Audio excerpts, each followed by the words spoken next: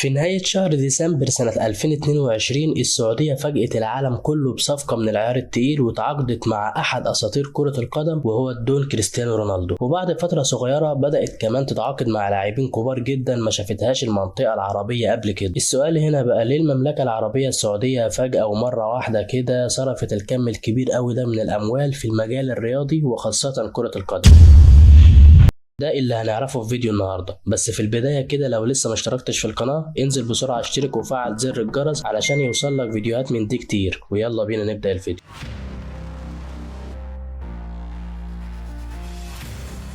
بعد فسخ التعاقد بين كريستيانو رونالدو وفريق مانشستر يونايتد أصبح كريستيانو لاعب حر من غير أي نادي، وبدأت تظهر شائعات كتيرة زي انتقاله للدوري السعودي. بس أغلب الناس شكت في الموضوع ده وقالت إن كريستيانو مش هيلعب إلا في الدوريات الكبرى بس. ومرة واحدة السعودية واللاعب كريستيانو فاجئوا العالم كله، ونجح نادي النصر السعودي في التعاقد مع اللاعب مقابل 220 مليون دولار في السنة، وده بيعادل 600 ألف دولار في اليوم الواحد. صفقة رونالدو ما كانتش مجرد حدث إعلامي كده وخلاص، بالعكس ده الصفقة دي لوحدها كانت كافية جدا تنقل الدوري السعودي لمستوى تاني خالص. والدليل على كلامي هو الانتقالات الصيفية سنة 2023. الدوري السعودي نجح انه يتعاقد مع لاعبين كبار ومن العيار التقيل، ومن اهمهم طبعا اللاعب الفرنسي كريم بنزيما اللي كان واخد البالندور ساعتها، واللاعب البرازيلي نيمار، ولاعبنا الجزائري رياض محرز، وغيرهم كتير. وفي وقت صغير جدا قدرت السعودية تنفق مئات الملايين من الدولارات علشان تتعاقد مع اللاعبين دول، لدرجة ان اجمالي المصروفات وصل لاكتر من 900 مليون دولار طبقا لموقع ترانسفير ماركت. ومن هنا بدأ الدوري السعودي يحتل المرتبة الثانية بعد الدوري الإنجليزي على مستوى الصرف على الصفقات. وبدأ كتير من الناس يسألوا السؤال اللي سألناه في أول الحلقة: ليه السعودية تصرف كل الفلوس دي على مجال كرة القدم؟ في سنة 2016 السعودية أعلنت عن برنامج ضخم جدا اسمه رؤية السعودية 2030، والهدف من البرنامج ده هو تطوير السعودية على المستوى الاجتماعي والوطني والاقتصادي. وكان في جزء من البرنامج كان بيستهدف وبيركز على نوع مصادر الدخل لدولة السعودية، بحيث انها ما تكونش دولة بترولية بس. وكان واحد من اهم المجالات المستهدفة هي الرياضة. وبالفعل بدأت السعودية تحط خطة بعنوان استراتيجية التحول، وكان اساس الاستراتيجية دي هي تطوير المجال الرياضي وخصوصا مجال كرة القدم، بحيث تساعد في رفع القيمة التجارية للدوري السعودي وجذب المستثمرين علشان يستثمروا في الدوري ده، بالإضافة كمان لرفع مستوى الدوري السعودي ومنتخب السعودية من خلال مشاركة اللاعبين دول في الدوري. ومن اهم الخطوات اللي اتنفذت في خطة استراتيجية التحول هو قرار تحويل عدد من الأندية إلى شركات، واستحواذ صندوق الاستثمارات العامة السعودي على 75% منها. وصندوق الاستثمارات ده هو واحد من أكبر الصناديق السياسية في العالم كله، وتبلغ قيمته 776 مليار دولار. وكان أهم الأندية اللي تم الاستحواذ عليها من الصندوق ده هم نادي النصر السعودي ونادي الهلال والأهلي السعودي والاتحاد. ودي الأندية اللي بالفعل تعاقدت مع لاعبين كبار ومن العيار التقيل في الفترة الأخيرة. فخد عندك نادي النصر تعاقد مع كريستيانو رونالدو وساديو ماني وفوفانا واليكس تيليس واوتافيو ولابورت وبروزوفيتش. ونادي الهلال تعاقد مع نيمار، سافيتش، مالكوم، ميتروفيتش، كولوبالي وياسين بونو. ونادي الاهلي السعودي تعاقد مع رياض محرز، روبرتو فيرمينو وماكسيمين. والاتحاد تعاقد مع كريم بنزيما وفابينيو وكانتي. بالاضافه طبعا ان الدوري السعودي مش عليه اي قيود ماليه ومعايير اللعب المالي النظيف للاتحاد الاوروبي، وده معناه ان الدوري السعودي يقدر يدفع اي مبلغ من غير ما يقابل اي مشكله قانونيه. اللي حصل في السعوديه ده العالم كله شافه وعرفوا ان السعوديه تقدر تشتري وتتعاقد مع اي لاعب من خلال العروض الخرافيه اللي الانديه الاوروبيه ما تقدرش ترفضها حتى لو كان النادي متمسك باللاعب.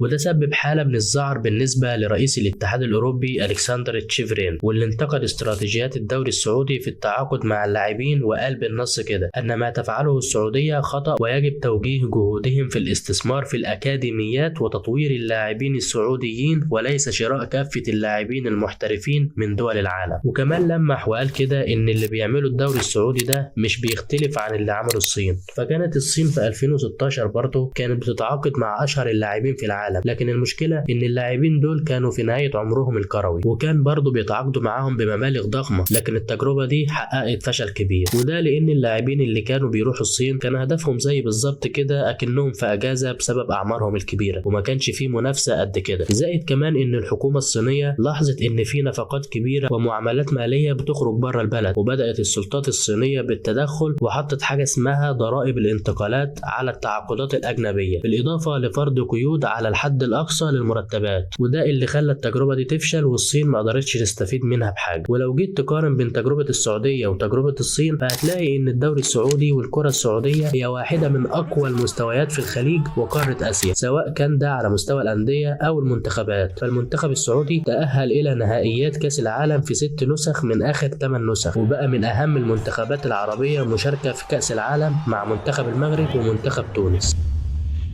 وبس كده انتهت حلقة النهاردة، وبما انك وصلت معانا لحد هنا ينزل بقى اعمل لايك للفيديو واشترك لو لسه مشتركتش، واستنى فيديوهات من دي كتير. سلام عليكم.